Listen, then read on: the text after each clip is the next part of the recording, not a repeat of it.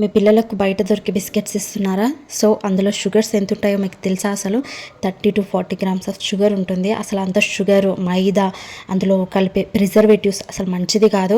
And అది చాలా చాలా అన్హెల్దీ పిల్లలకు. సో ఫ్యూచర్ హెల్త్ కోసం మనం కొద్దిగా కేర్ తీసుకోవాలి. సో అవన్నీ మనం తిననీయకుండా ఉండలేము, కానీ కొన్నిసార్లు మనం అవాయిడ్ చేయొచ్చు. దాని ప్లేస్లో రీప్లేస్ చేయొచ్చు. మనం హోమ్ మేడ్ కుకీస్ చేయొచ్చు.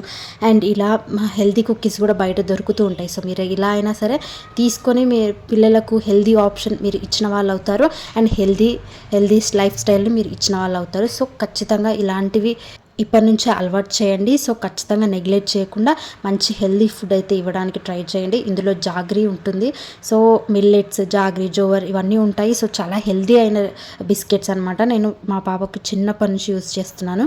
సో మీకు కూడా మీ పిల్లలు మీ ఇంట్లో ఉంటే 10th month నుంచి అయినా సరే కొద్దిగా పళ్ళు వచ్చిన తర్వాత చిన్నగా కొరుకుతూ ఉంటారు కదా, అప్పుడే ఇవ్వచ్చు. డైలీ బేసిస్లో అసలు ఇవ్వకండి. ఎప్పుడైనా ఒకసారి ఓకే.